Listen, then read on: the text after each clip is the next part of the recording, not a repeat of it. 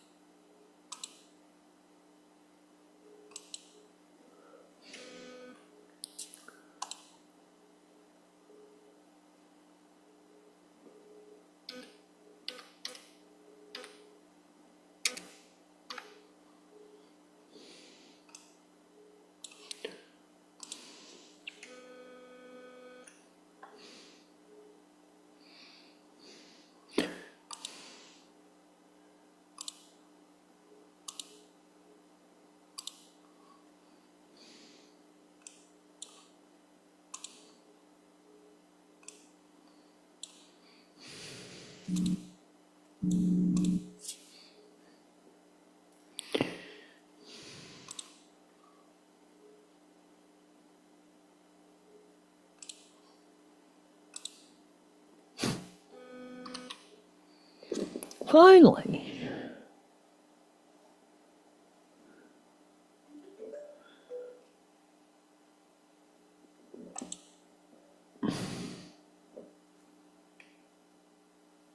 An LA jury has hit Starbucks with a $50 million verdict after a customer suffered third-degree burns to his genitalia. In 2020, Postmates driver Michael Garcia was picking up 3 hot teas. Surveillance video from inside the drive-thru shows one of the 3 cups was not properly secured onto the container before the barista handed it to him. His attorneys say the unsecured cup with the scalding hot tea fell into his lap. Paramedics had to take him to the emergency room. Evidence shown during trial explains Garcia suffered permanent injuries.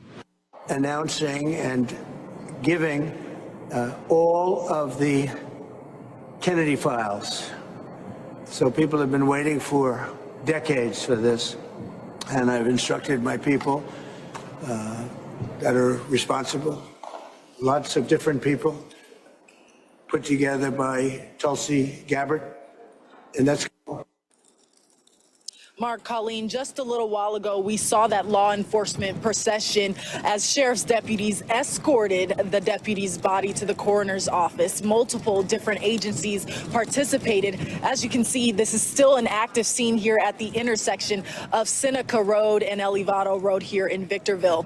It was at around 11 a.m. this morning. The sheriff's department tells us a deputy with the Victorville City Station was en route to a stolen vehicle call, and while heading in pursuit of that vehicle, the deputy crashed into a separate vehicle, then into a light pole. The deputy sustained critical injuries and died here at the scene. The patrol was split in half due to the force of the crash. The other vehicle involved, a black Toyota Camry, had 1 occupant, a young woman in her 20s. She sustained injuries and was transported to a nearby hospital. Her father tells me she is alert in the hospital and is now undergoing x-rays and other necessary scans.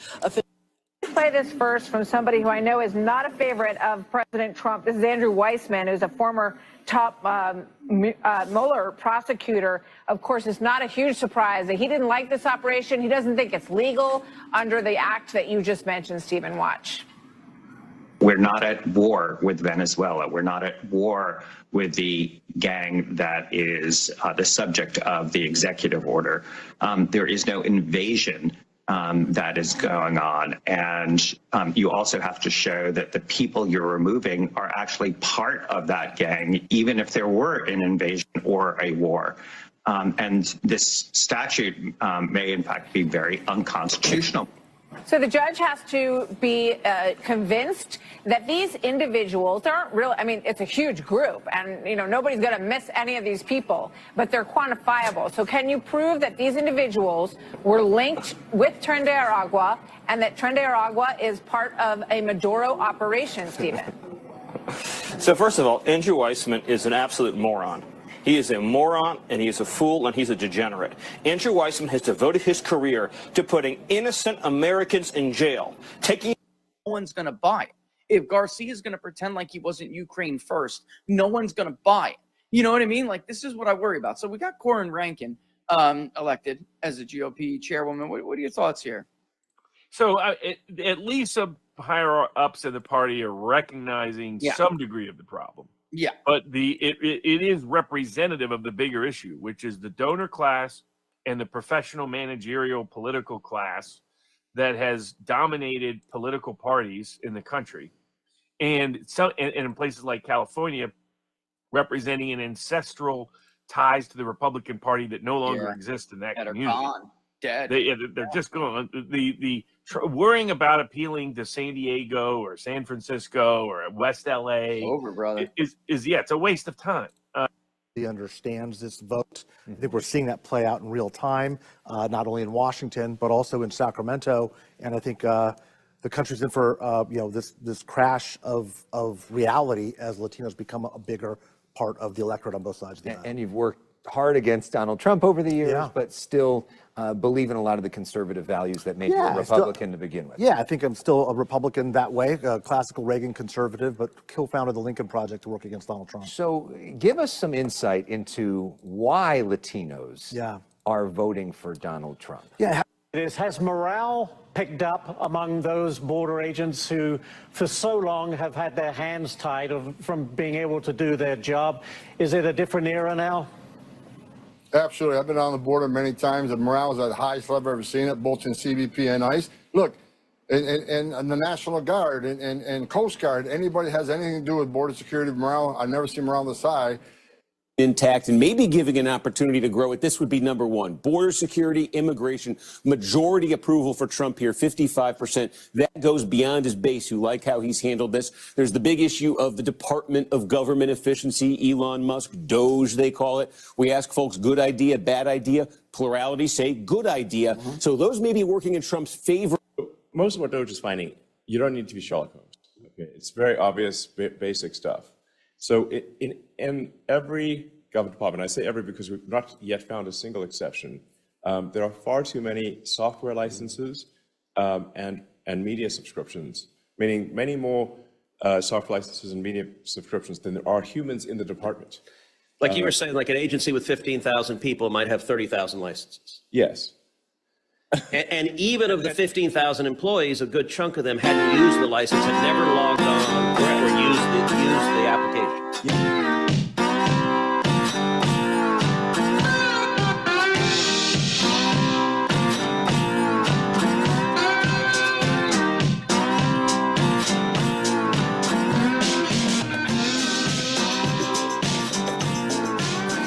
There's that funky slide guitar music that comes in every Monday through Friday live 5 and EVOP Network, Rumble, X, even YouTube, I think. Now, what a day. JFK files coming out, according to Donald J. Trump, tomorrow. Sad news is that San Bernardino County Sheriff's deputy lost his life in a police pursuit up in Victorville. Man, that was a devastating looking crash. They said it was a pursuit gone bad, hit another car, then hit a light pole. Reports are cut the car in half. The deputy died at the scene, and you've seen the report coming in from that in the procession. Of that, maybe we'll have some more update as we go on in the show on that whole, again, very devastating situation going on in Victorville. Sad, sad, sad, sad news. Trump got the Tren de la Llagra crew down to El Salvador, even though a judge said, oh, you got to bring them back. I've said this for a long time. We'll get into it a little bit. That's the thing is, hey, let's start sending prisoners overseas. And a lot of the reading of that, whether that the whatever act that Trump put in from 1781 applies, says if you can't find a prison in their own country, then you can send them anywhere. So I think Trump's on good ground. And they are starting impeachment judges on that Looney Tunes judge going on none too soon. We got to stop the stupidity in our courts. There's a lot of good decisions, but there's some real wackos in there. Our insurance commissioner, Richard Lara, is still being silencio while rates go up. California burns. We need lots of reform in California. New leadership was elected in California's grand old party, the Republican Party. On that, Corrine Rankin was president, and our own Inland Empire's Jack Guerrero was elected treasurer of the state Republican Party, which seems to be on the rise. Democrats no. Independents or non-party preference, as we call it, in California is on the rise too. About 268,000 new registered voters, only 13,000 in the Democratic Party. You see turncoat Mike Madrid, who is never Trumper, anti-Trumper, Lincoln Project, just off the charts. They were anti-Trump. Now, and he's been a long time political consultant in California, trying to backtrack or what, doing the Gavin Newsom, trying to kiss ass. Oh, well, you know, that Trump, he did get some Latino votes of that. And, you know, the sooner we get rid of the Mike Madrids and the stuff, and maybe we'll get into Rich Barris and Richard Barnes, who you heard there just at the beginning on the intro, on the Cal GOP elections. Got a lot of, you straighten California out, you got a long ways. You got a long ways in making this country run like you've never seen it before. So that's going to be, not only now, that's a big thing. And I hope Trump takes some real interest. Not only, you have your greatest mining effect of picking up congressional seats in 26 in California. You couldn't do no worse. What is it? 45 to 8 or something like that.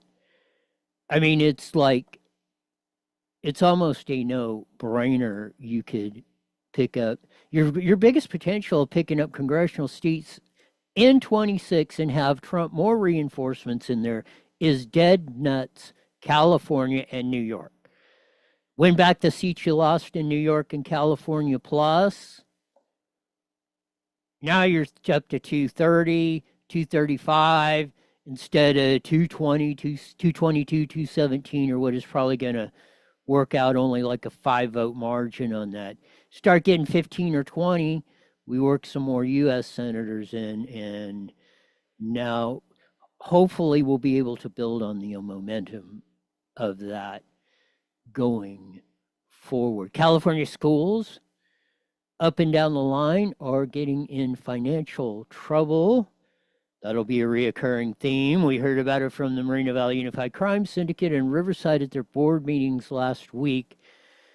The projected just financial crash coming in California schools in the next 2 years is probably going to be devastating, mainly, I believe, to teachers and principals, assistant principals, counselors.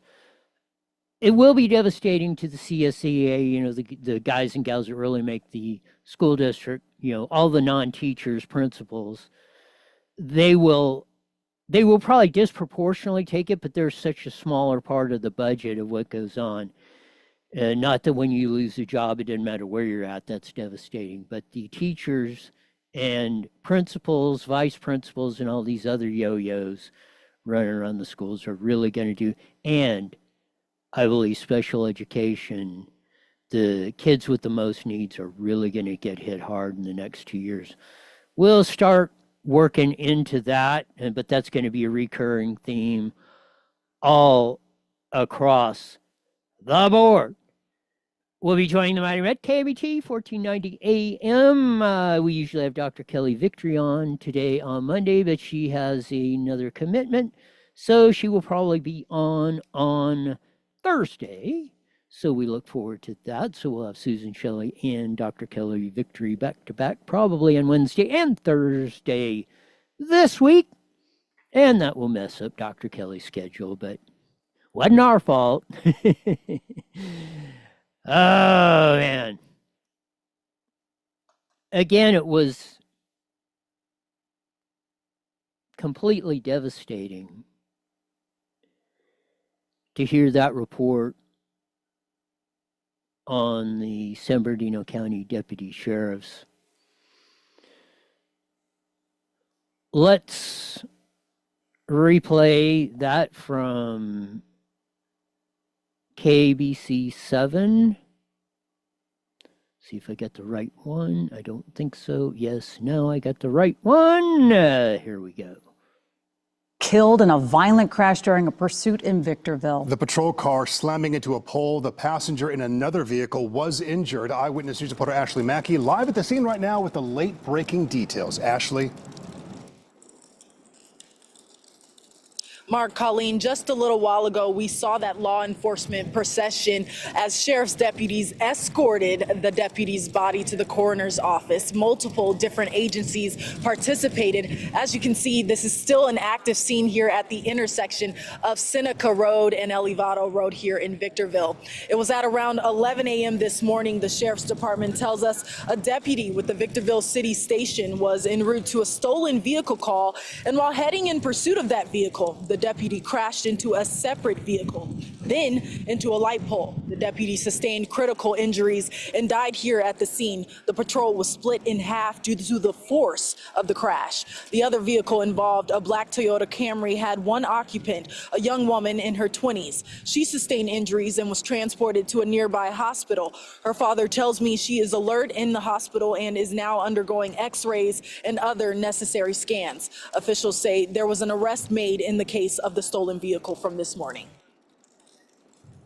One of the deputies involved in the pursuit became involved in a traffic collision here at the intersection of Elevado and Seneca. Unfortunately, that deputy was critically wounded and succumbed to his injuries here at the scene this afternoon. We do know there was one other vehicle involved, a single female occupant in that vehicle. She was the driver. She did sustain some injuries, and she was transported to a local hospital. The investigation here is only beginning. Still a lot of questions. The deputy or the sheriff's department has not released the deputy's name. They are still notifying next of kin. We'll be bringing you updates as we get them. As for now, this area will remain closed as an active scene as the investigation continues for the next 12 to 16 hours. Live in Victorville, Ashley Mackey, ABC 7 Eyewitness News. Of course, as you get to the... I need to learn to shut that off quicker of that or anticipate it. No, it's absolutely devastating.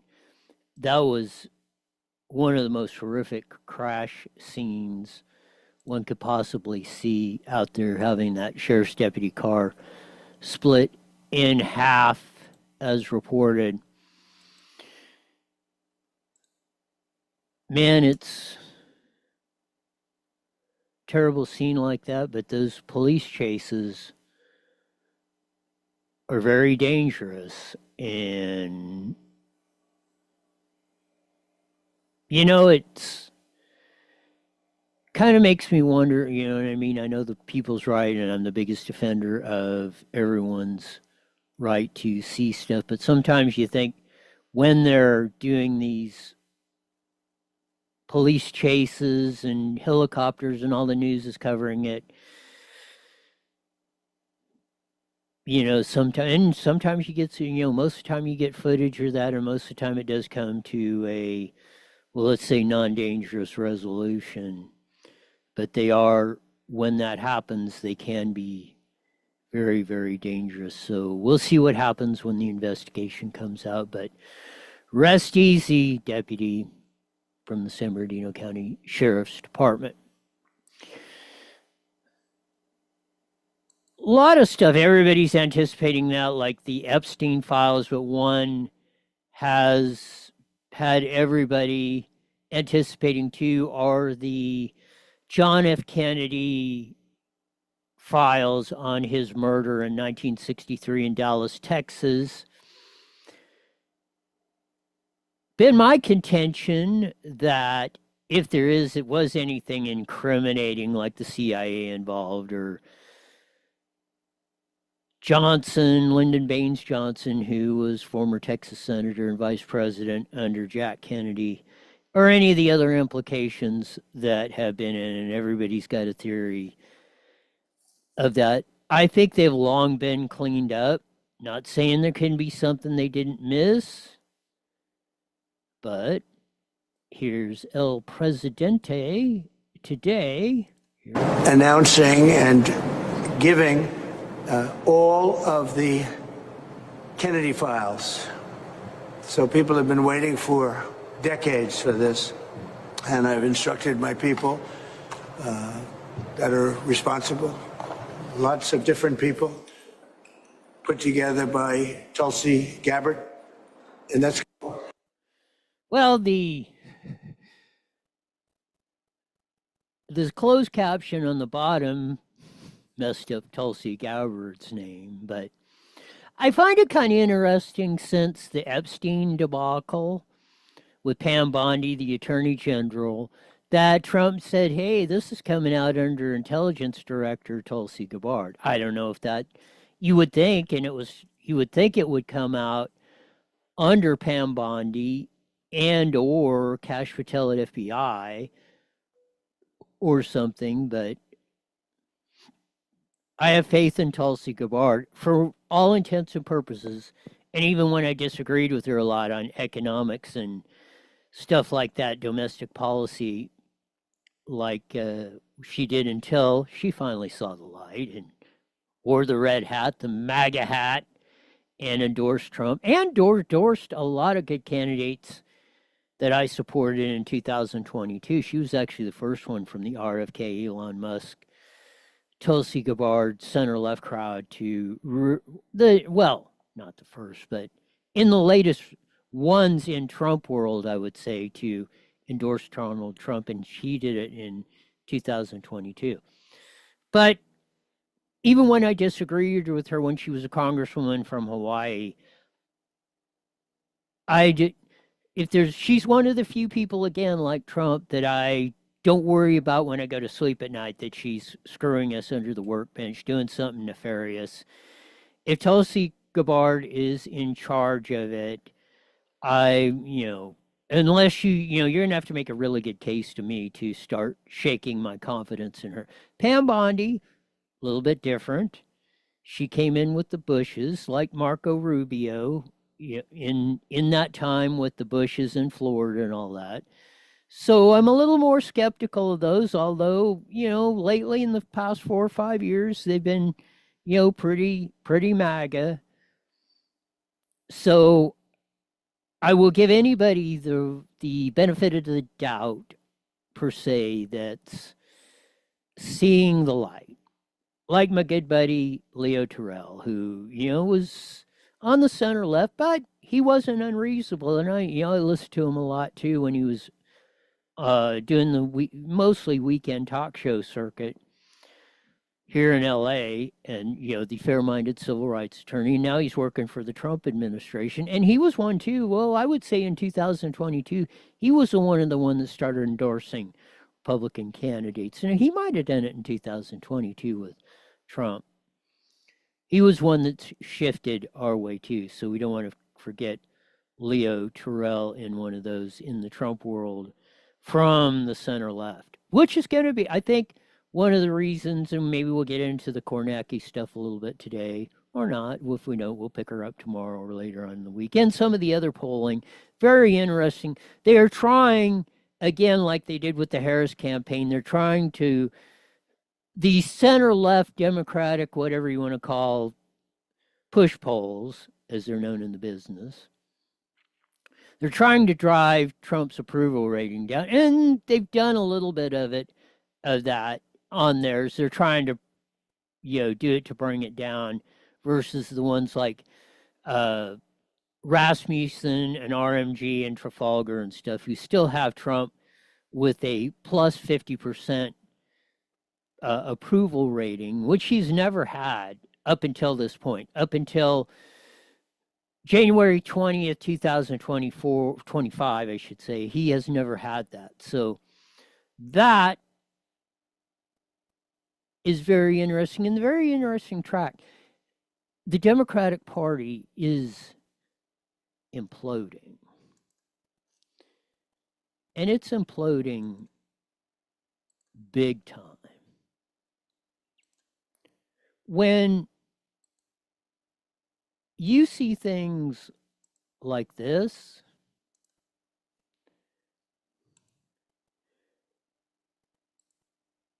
it's absolutely sometimes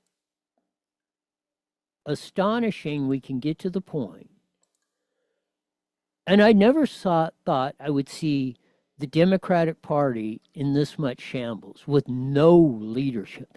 When they were the kings, I mean, and I've said it before many, many times, one thing I've admired from center-left Democrats is, man, they ran their party with an iron freaking fist. Now, they'll give you, and we're finding out by hook or crook, cheating, stealing our taxpayer money, allegedly, and all that other stuff. They would use a practically and maybe any means to get elected, because they knew if you don't get elected, it doesn't matter. You can be Jesus Christ and the 12 apostles, you can be Mother Teresa, Gandhi, whatever. You could be purer than the wind-driven snow. It don't matter a thing unless you're elected and in the majority. The elected and the majority of the elected representatives make the rules, pass the legislation, raise those taxes, or lower those taxes, as we're getting ready to see, or cutting the spending, as Elon said, or just the stupid stuff. But this chart from a CNN poll, I believe, was absolutely devastating to them. Who do you think is the leader of the Democratic Party? 10% AOC. Only one in double digits, and barely. I mean, you don't get lower on double digits than 10%. 9% Comrade Kamala, BS Burning, 8. Oh, hilarious. Hakeem Jeffries, 6%. Hussein at 4. Oh. Killer Crockett at 4. Gulag Gavin Newsom at 2. Nancy Pelosi down at 2%. Shotgun 2%. Chucky Schumer 2. And Tampon. We haven't said that in a while. Tampon Timmy Waltz down at 1%. They have no leadership. And people have pointed that we've pointed it out. It goes almost there isn't a news, Talking Heads Network, PMSNBC, Fox News, whatever ones most you watch. I wish you wouldn't. It's hard to bleed you guys off of that stuff. Well, let's say the 45 and up crowd off of that. 45 and under, like they don't even watch that. Barely. And maybe why they're moving to Trump and MAGA in greater numbers. And this is another reason why you see this chart.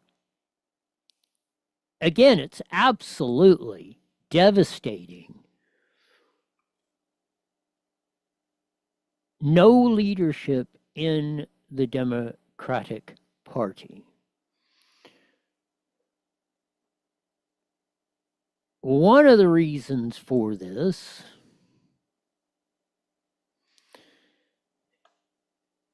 at least from my perspective, is they have run out of the con. It's not that they've run out of ideas. The vast majority, we're starting to get to 50% plus, are rejecting the Democratic Party mantra. Raise taxes. Oh, just, you don't have to look at the health care bill. You can read it after we pass it. oh, it'll fix it. Hussein up there saying, oh, we're going to provide more health care, cover way more people, and the costs are going to be substantially less. That's proven to be so much BS. And the COVID thing and everything else and the election fraud and everything else. So as we said, Rasmussen, RMG, Trafalgar, even some middle of the road polls have Trump at 52, 53, 54, 55% approval rating. Here's the latest NBC. But you see YouGov, ISIS, or IPOs, or whatever the hell it is, ISIS. One of them was even down to -11 on Trump, which is absolutely ridiculous. NBC tried coming out with one. They're saying because this is the highest Trump's ever been on their poll, they're trying to make it like, oh, they're doing it. But they still got Trump 5 points down on that. So here we go. Maybe as we go. Political correspondent Steve Kornacki here to break down our brand new NBC News poll on the president's first 50-plus days back in office. Always good to see you, Steve. So here we are, 8 weeks in. President Trump, voters responding to some of his policies. What do the numbers tell you about where the president stands right now? Yeah, it's interesting, Craig. A lot of activity these past 2 months. Here's the approval rating for Donald Trump in our new poll. 47% of voters say they like the job he's doing. Now, put this in some context because I think this is the interesting part. Historically, these are all the modern presidents at this point, after just coming to office. Obama, George W. Bush. You can see at the bottom of the list would be Donald Trump at 47%. So historically speaking, this is low. However, if you compare it to Donald Trump's first term in 2017, this is actually about as good as Trump has done, a 47% approval rating in our poll. Also, what it suggests is that since the election, he hasn't grown his support, but that coalition that elected him still for right now does seem to be with him. Hasn't lost the support either. So let's stop right there. They're trying to justify, well, it was 4 points.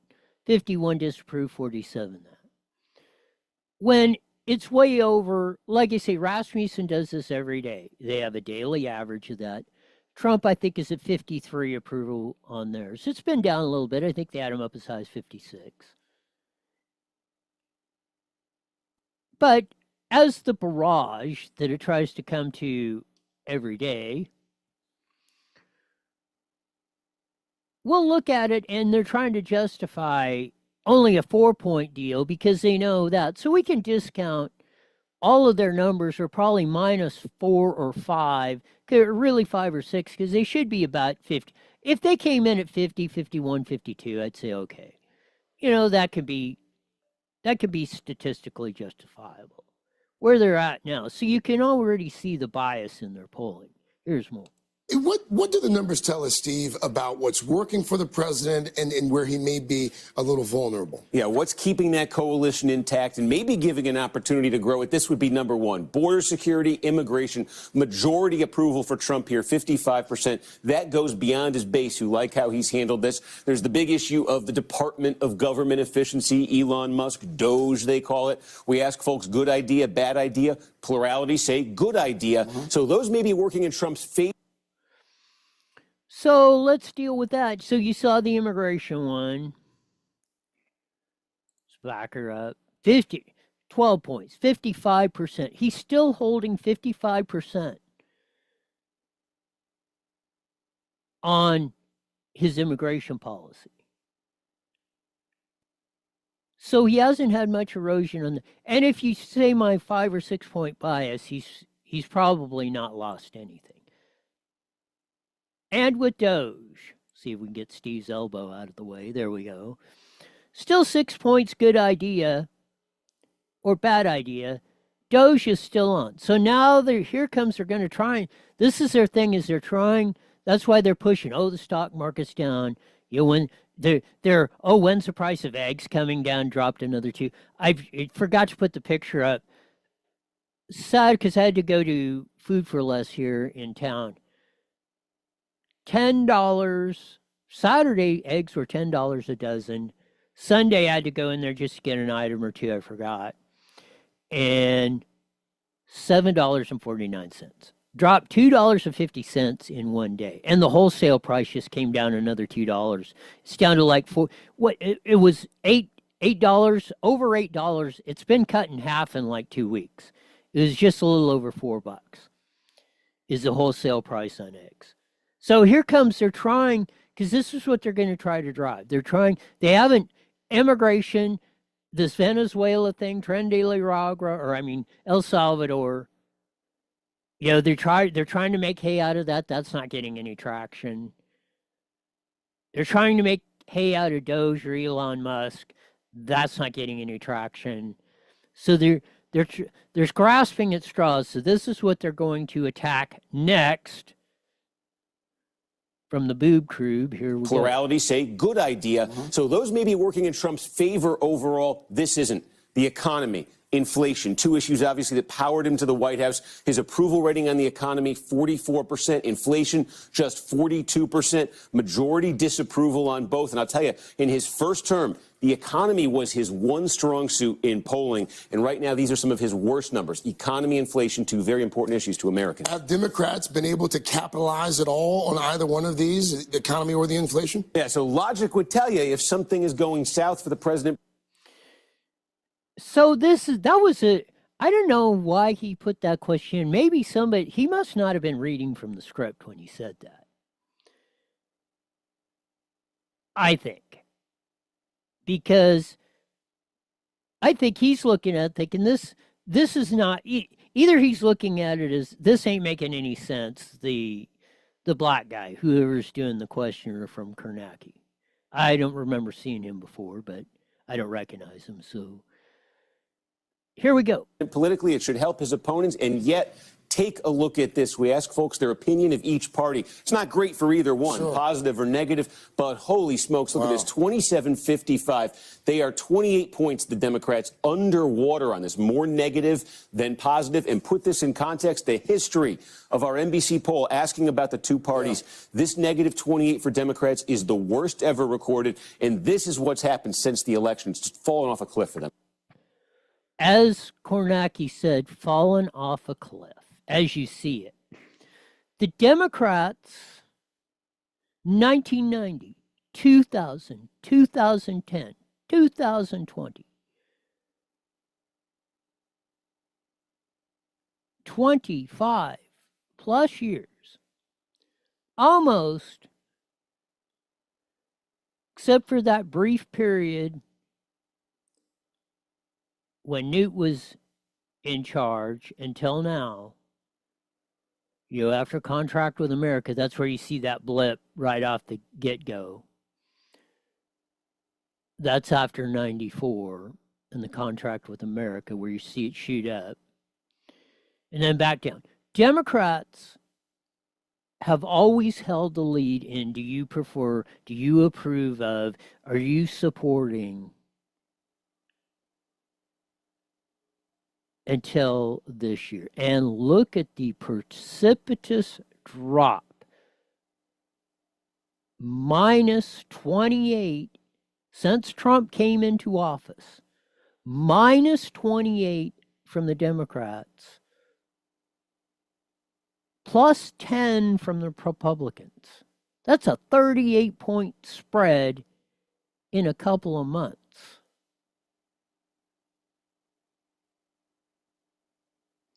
That is, look at the rest of that chart. You don't see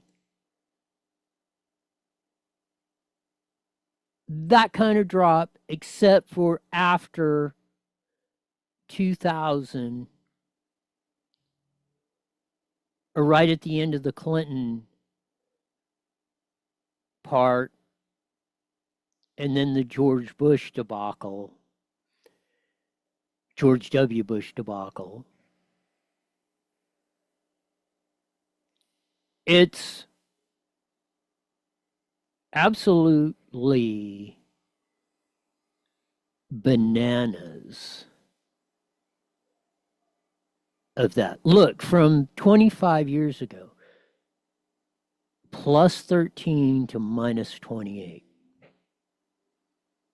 41% drop in the popularity of Democrats. And there's two factions of this. The two factions, there's half of the, and it's roughly about 50-50. I mean, percentages can be a little different. But there's two factions of the Democrats. You still have half the Democratic Party that is on that AOC, Nancy Pelosi, Chuck Schumer, completely left-wing nutcase liberal, Kamala Harris, just stupid. Gavin Newsom, just plain stupid. They're pissed because they see their control, as we said, slipping away. The other half of the Democratic Party is the part that has shifted MAGA and is shifting and looking at and say, we can no longer identify as Democrats. As Ronald Reagan said, I didn't leave the Democratic Party left me. And you've heard that, you hear that every day. This was like in the 80s, the early 80s when Reagan came in. There was a big move of Democrats from center left to center right, Democrat to Republican. Now, today you're seeing the shift from Democrat and Republican, I believe, and I make the case that it's to MAGA, not necessarily Republican. We'll address some of that in the last half hour when we join the Mighty Met KMET, as they say, but we'll look for that. And I believe if we can capitalize on the momentum and this chart, as this chart goes, and we can get the MAGA coalition to start raising the red above that 50% line,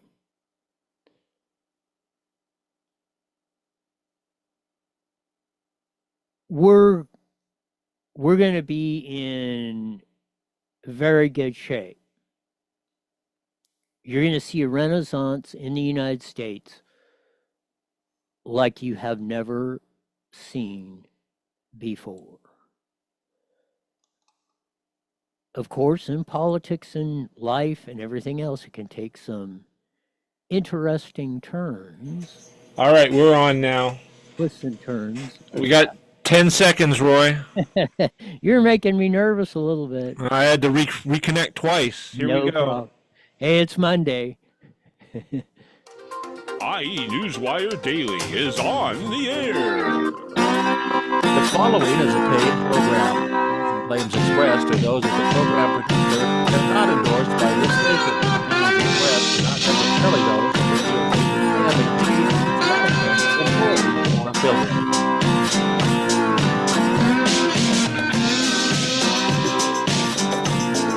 There's a funky slide guitar music that comes on every Monday through Friday live at 5:30 on the Mighty Met 1490 AM, broadcasting all over the Inland Empire and the aforementioned AM band. Join your vast studio audience in the Evil FB Network, Rumble, X. I think we're even on YouTube. What a miracle that is. Very devastating news out of San Bernardino County, especially the Victorville area. San Bernardino County Deputy Sheriff lost his life in a police pursuit crash. Up there, very devastating. Reports are that it cut the car in half. Very, very, very just horrific scene up there on that. Another, I believe, if I have it right, he hit another car, I don't think it was a pursuit car, I'm not sure. Then veered off, hit a light pole, which are devastating, and cut the car in half. deputy died at the scene. They had the funeral procession of that for him, and, or I mean, not the funeral, the trip to the coroner's office procession. To that up there, thoughts and prayers to the deputy's family. As of when I came on at a little before 5, I had not seen that they had released his name of that, but when we do get that, we will bring it to you. Donald J. Trump says, you wanted to see the JFK files? Well, you're going to get them. Supposedly, they're going to be released tomorrow. I've said in the 60 plus years since that fateful day in Dallas in 1963, I think they've cleaned up any implication of the CIA or Lyndon Baines Johnson, then the vice president, and all the other conspiracy theories, which are, one of them's got to be true. I mean, there's very slight people that believe Oswald was a lone gunman, but that's about as believable as, OJ, claim that, oh, he's still well, he's not looking for the killer of Nicole anymore, but, that's about as absurd as OJ didn't kill Ron and Nicole way back then. That's almost 30 years ago. Jeez. But tomorrow's a big day. I found it interesting. It wasn't Pam Bondi. He said it was under the control of intelligence and Tulsi Gabbard. So she's one I have a lot, I don't say complete, about as much faith as I got in any politician. She's one of the ones I don't worry about until given cause otherwise. It's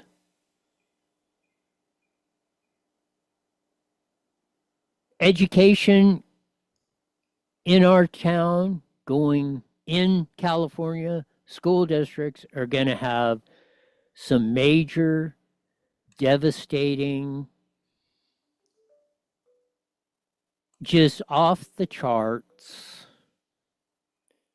problems financially in the next 2 years. This is going to be a reoccurring series, no doubt. But as what was down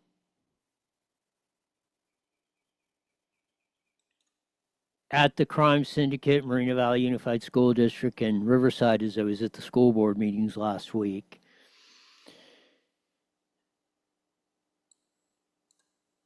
the finances that they're showing are looking absolutely devastating. Desert Sands is the latest.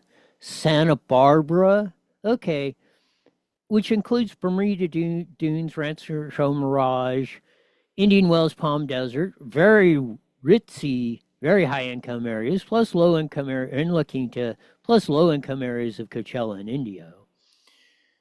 Santa Barbara School District, I think, just laid off 85 employees. Again, it looks very, very, very, very devastating in our schools. Of course, we'll be right on top of that. Sheriff Chad Biancos and Clarissa Cervantes settled the case, I believe, where Sheriff Chad had accused Councilwoman of Riverside, Clarissa Cervantes, of being part of a group that defaced the very historic courthouse down in Riverside, which is an absolutely beautiful building, inside and out. A lot of movies have been shot there. You see a lot of movies that want a courtroom scene. If they want a really fancy one, you're just off the charts. They do it in Riverside. But that case was settled. We'll bring you more of the details of how that went. in later on in the week, but that's another deal off that. Don't know if it has anything to do with Sheriff Chad's announcement for running for governor. And Clarissa Cervantes is going to challenge Leticia Castillo for assembly, which she was not as successful even getting. She was successful in getting in the primary, but Leticia Castillo defeated her of that. But she announced she's not going to rerun. That could change, but she's not going to rerun for a Ward 2 council seat in Riverside. She's going to re-challenge Leticia Castillo for the assembly seat in 58, which is Riverside Corona, basically. So a lot of implications there. We don't know how it all shakes out, but the timing's kind of interesting of how that works. We'd love to have Sheriff Chad or Clarissa Cervantes come in. It's always fascinating how they duck little old Roy and Newswire. I can't figure that out. California GOP had their party statewide elections. Maybe we're starting to flush out a little bit of the absolute corruption, destruction among the last 30 years in the California Republican Party, which has ran it clear into the ground. Our own Inland Empire, Jack Guerrero, was elected California GOP treasurer. I believe it was Saturday night they had the election, so congratulations to Jack Guerrero. On that, we ran a clip of Robert Barnes and famed attorney, which was, and he was part of the group and advised some of the members to try and clean out the corruption that's been in the California Republican Party, some of the stupid moves, I believe, from Kevin McCarthy, and then basically running the deal, and then even Jessica Patterson, even though our registration went up, it hardly couldn't have went down any further, or at least in the Republican Party. But maybe we got a fighting chance. Let's roll more back of that. They elected Corrine Rankin as the Cal GOP chair. Now, I know a lot of my MAGA folks were not red hot on her. They wanted Mike Morrell, which we've had on the show and was a long-time California Assemblyman, state senator here in the Inland Empire. Was actually my representative for a little bit. And I like Mike. I think he's a great guy. I would have preferred, I think Mike Morrell would have done an absolutely fantastic job. Corrine Rankin, a lot of people say she's a rhino, but she supported Trump in 1620. Trump endorsed her. A lot of, even Bill Asaley, our assemblyman, a lot of people split on this one. But Robert Barnes seems to be optimistic. Pollster Rich Barris, she's obviously got good Trump credentials when the boss, El Presidente, endorses you. Like I say, nothing against Mike Morrell. I would have loved, I mean, Mike's true blue guy. Probably agree with him 98.7% of the time. But it's hard to beat those guys. And a lot of people said, "Can convince me that." And, you know, like I said, I was kind of, I'm not as upset as some that Corrine Rankin is. We'll see how it goes. More excited that we got a guy like Jack Guerrero in there, who is obviously 100% MAGA and a very intelligent guy, CPA, sharp dude, knows finances, knows government finances because he was a council member down in Cudahy, which is down in the South Bay, around the Torrance area, if you're roughly of that. In deep blue Democratic territory, or at least has been for a long time, and got elected and was very effective as a mayor there. So Very excited about that. Let's roll with some of the Robert Barnes commentary, and then we'll get to Mike Madrid. Here we go. We thought. Arte tries to run around like he's MAGA this time. No one's going to buy it. If Garcia is going to pretend like he wasn't Ukraine first, no one's going to buy it. You know what I mean? Like, this is what I worry about. So we got Corin Rankin elected as a GOP chairwoman. What are your thoughts here? So at least some higher ups in the party are recognizing some degree of the problem. Yeah. But it is representative of the bigger issue, which is the donor class and the professional managerial political class that has dominated political parties in the country. And in places like California, representing an ancestral ties to the Republican Party that no longer exist in that community. Are gone, dead. They're just gone. Worrying about appealing to San Diego or San Francisco or West LA over, brother. Is it's a waste of time. The growth is all in East LA. The growth is in the San Fernando Valley.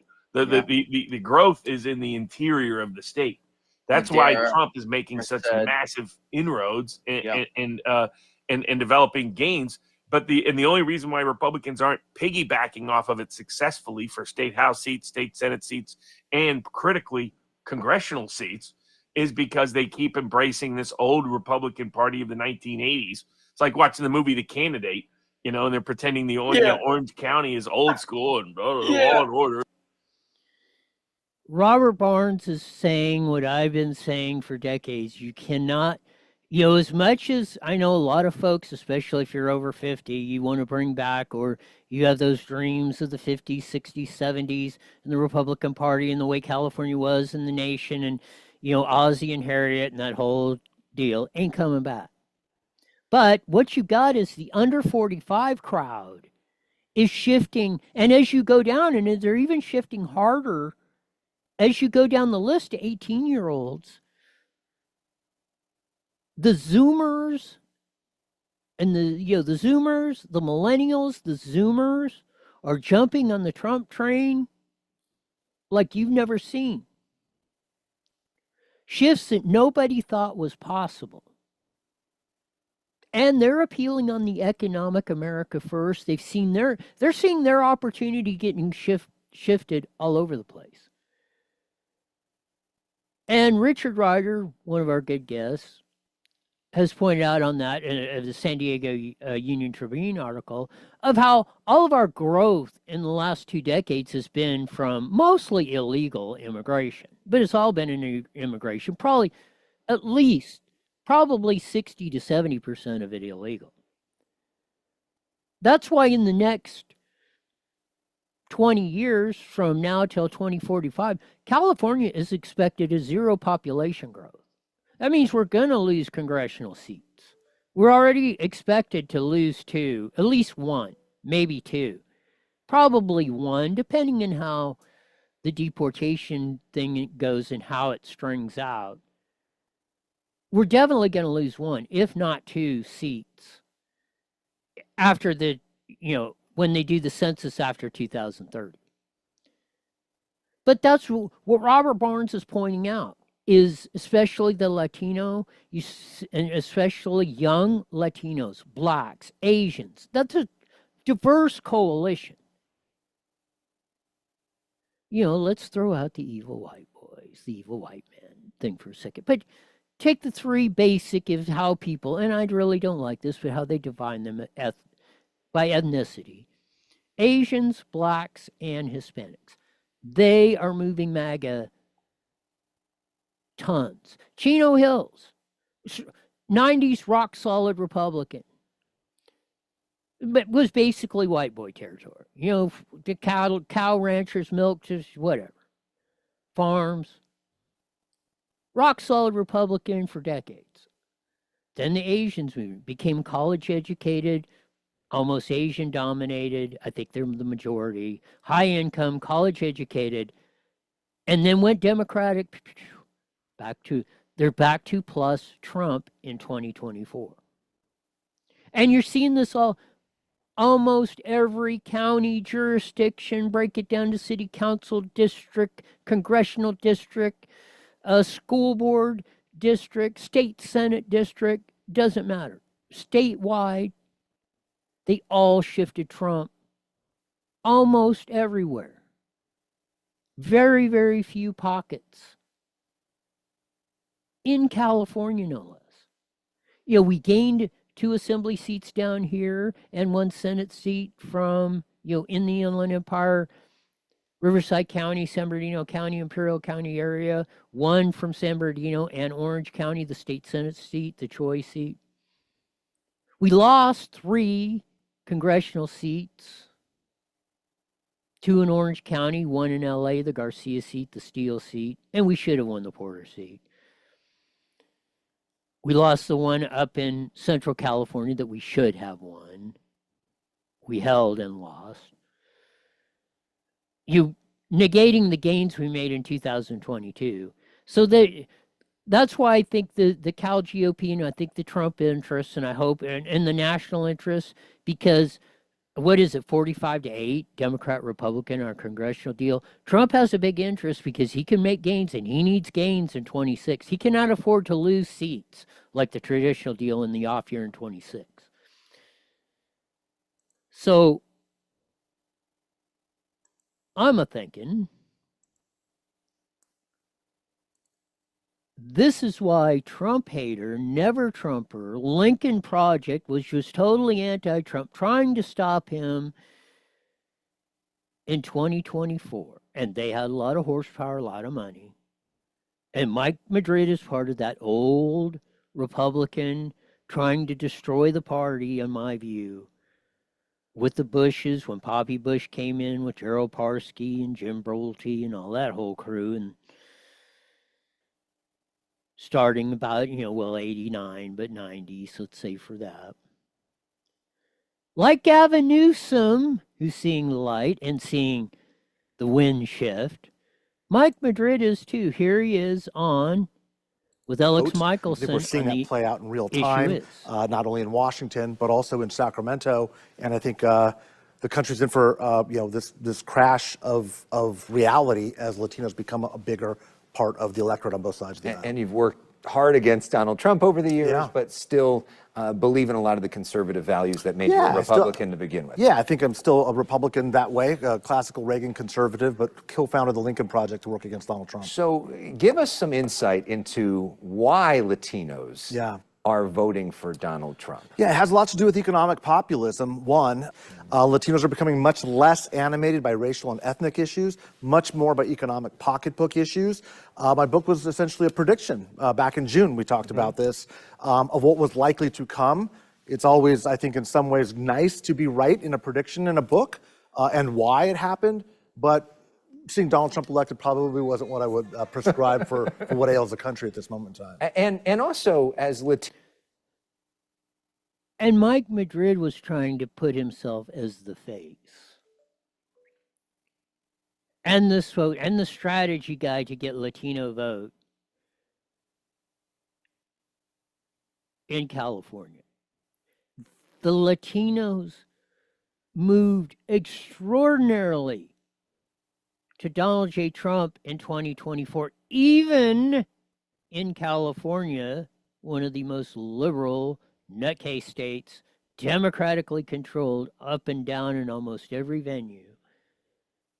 Well, I wouldn't have done what Trump did. Hopefully we can flush the Mike Madrids out, get rid of the Jessica Patterson. We'll see how Corinne Rankin does. Again, I'm very excited that Jack Guerrero's there. I got confidence in him. But we'll see. I mean, anybody can turn. Here's some more. Latinos are here for multi-generations. Exactly. You see a big change in that sense as well, right? Yeah, and that's the biggest differentiation between Latinos is not whether or not you speak Spanish. It's not your country of origin, the difference between Cubans and Venezuelans and Mexican Americans. The largest demarcation by large measure is generational differences. And it is about 80% of Latinos are now U.S. born. That's dramatically different than 15 or 20 years ago. It's these younger, under 30, U.S.-born, English-dominant Latinos that are rejecting sort of the politics of immigration being the prime view the way that they view the world, and it's much more focused on affordability. That is the biggest group that has moved to Trump. And you got Madrid up here saying, oh, well, I don't like Trump's policies. This is the guys we got to continue to flush out. The Mike Madrids in California that have been hosing us for decades. Finish up in his last statement. Here we go. Much more focused on economic pocketbook issues and the inaffordability of California to live and work. And you've kind of found that the longer they're here, the more they sort of view immigration like white people do. That's exactly right. In fact, about a month before this last election in November, Telemundo did a poll showing 63% of Latinos felt the undocumented were a burden. That 63% is the exact same percentage of white voters that voted for Proposition 187 in 19. Yeah, Proposition 187. The racist white boys, yada, yada, yada, heard the whole thing. You got Mike Madrid pushing that whole crap. He was one of the ones, we got to do, you got evil 187's going to ruin us all, da, da, da, da, da. Backed off, convinced everybody to go down that path of destruction we've been on in California, especially in the center right. He's been one of the leaders of it. And Madrid, please come in.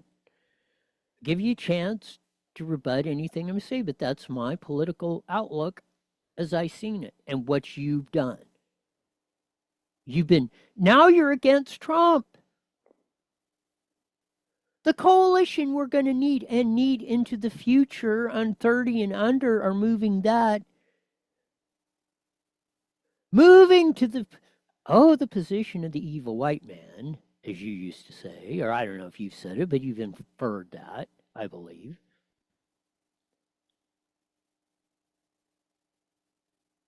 Like I said, hopefully we're flushing this noise out of the Republican Party, out of the center right. The issues are moving our way. That's what we have to look forward to concentrating on. Not get so much fight, and I will say all that. Okay, Mike Morrell didn't win chair of that. Rankin's in. She has Trump support. Let's see how it goes. I'll be the first one to call her out if I see things going sideways. We got Guerrero in there. Let's not pull defeat from the jaws of victory as a society so often able to As do. you know, I've been talking about standing up for our country, doing something. These big box stores stayed open while the little guys closed. Will our voices be heard? Does voting with our dollars work? PatriotSwitch.com gives patriots the power to walk away from the big box stores forever. Stop supporting the enemies of freedom now. That's why PatriotSwitch.com was created, for those who support America. PatriotSwitch.com. Is your car doing the hucklebuck and afraid you will be stuck? Well, head on down to Toyota of San Bernardino, Nissan of San Bernardino, Subaru of San Bernardino, and the San Bernardino Auto Mall, and catch a Camry, look ravishing in a Rogue, or be styling in a Subaru. Don't forget I-10 Toyota in Indio for those of you in the lower desert. You deserve to be the happiest human on the planet. So head on down to one of these 4 great dealerships for the car of your dreams. Spread the word. IE Newswire is now on every Monday through Friday, live at 5 p.m. on Rumble and KMET 1490 AM, 5:30 to 6 p.m. Join all the cool kids who want an eclectic look at the news without all the filters of the evil scoundrels of social media and the despicable dorks of the dominant press. Don't bumble and stumble. Subscribe to IE Newswire on Rumble and roll with the best hillbilly hoedown around. That's it. If you want to buy American, go to PatriotSwitch.com. If you need a new Toyota or Subaru, go to one of Click Cummings Great Dealerships in San Bernardino or Mall at the 10, 2, 15. Freeways. Don't forget I-10 Toyota down in the lower desert. Well, we started out the week. Lots of stuff. Cal GOP changed leadership. Jack Guerrero's in. Trump says he's releasing the JFK files tomorrow. Lots of stuff that come. Eggs are coming down precipitously. Gas is dropping like a rock. Yeah, there's a few bumps in the road. Stock market's a little edgy, but it'll straighten out. I believe so. I believe it all shakes out. Everybody's going to have a big smile on their face. That'll do it for today. We usually say at this time, mandatory. We're back here 23 hours wide. You're the best darn show in the whole wide world. Until then, see ya.